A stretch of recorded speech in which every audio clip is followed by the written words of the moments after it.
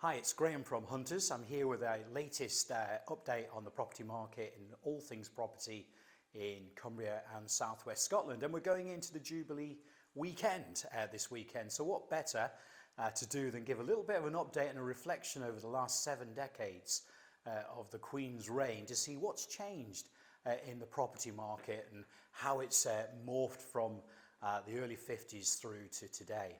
So back in 1952, when Queen Elizabeth ascended the throne, the housing market was changing, and it was doing so on the back of some big reforms at the end of the 40s in the Town and Planning Act.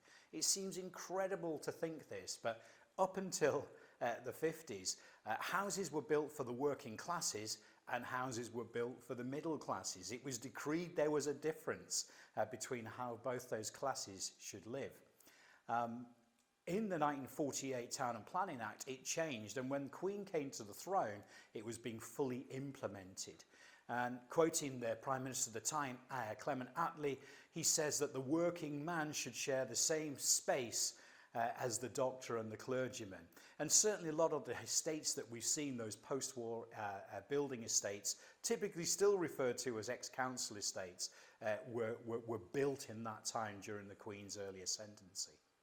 So what about house prices then? What were house prices back in 1952? So if you check the graph here above me, you can see, incredibly, you could buy a house for just over £1,800 back in 1952.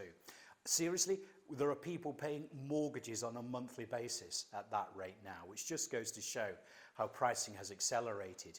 You can see it increased by the time of the Silver Jubilee, the Golden Jubilee, and then we come all the way up to the Platinum Jubilee, and you can see we've now got house prices averaging at around about £260,000.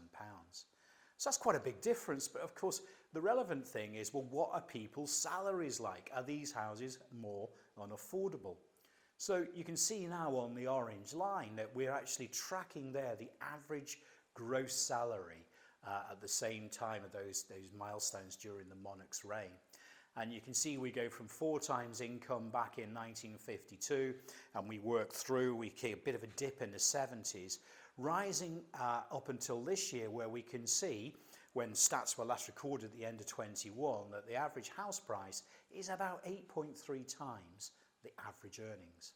Now that's a national figure, and we always see in the news national figures quoted. So this graph here shows you, the yellow line shows you what that average is like in the northwest, and it's around about 4.8 times average salary now to purchase a house, based on the averages.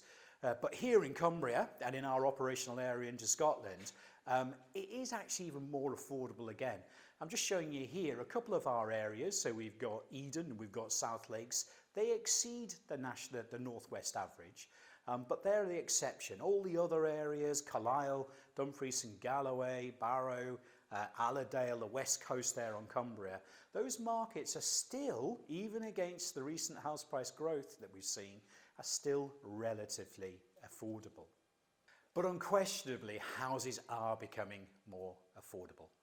And we've seen now that actually private home ownership peaked at the time of the Golden Jubilee, 2002. Back in the 50s, about 30% of people were occupying houses as the private owner. That grew to 70% by the Silver Jubilee. Huge growth during the Margaret Thatcher years, when everybody got the opportunity to buy their council houses. Since '02, we've seen the rise of the private rented sector. And we now, as we come to 2022, it's just over 60% of homes are owned by their private occupier. The reasons for that is that young people today have got a different set of priorities and agendas. We have more social mobility. We're not leaving school, going into apprenticeships and staying in the area in which we were born in the same way we did 2-3 generations ago. And we're also seeing that people are valuing life experiences equally to their property ownership experiences.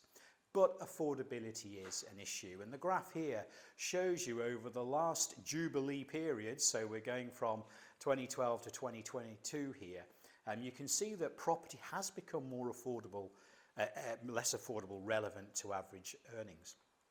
And you can see there the Northwest average 26%, and each of our regions there you can see what they've increased.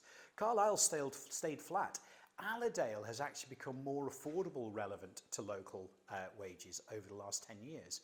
Allerdale is in fact the most affordable local housing market in the whole of the UK. Now the reason they have not increased is because actually jobs are better, pay is better. There's some great employers have come into Cumbria, have come into southwest Scotland, and that's what's balancing the growth figures here that you see in that chart. But of course we don't buy houses relevant to how much money we earn. We buy houses relevant to how much money we can afford to borrow. And this is one of the key things that we think about, those huge house price increases from 1,800 to 260,000 pounds. It's about the cost of borrowing money. Back in 2012, an average cost of a 5-year fixed mortgage, as you can see from the graph here, was 4.19%. Now, even now today, despite we've had consecutive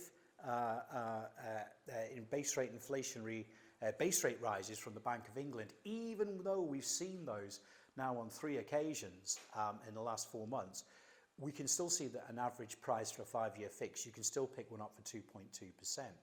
So relatively, the cost of actually living in these houses hasn't increased anything like the way those graphs look like.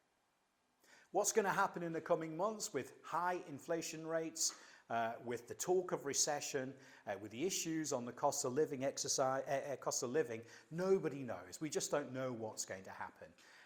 But inevitably, you know, one of the things we always say is that actually a property is your home, and people are always going to have the need and the desire to live in something that they can call their own. So that's the roundup for us this week. I hope you're going to have a fantastic Jubilee weekend. If you've got any property needs, any mortgage, any conveyancing or letting needs, please do get in touch with us here at Hunters.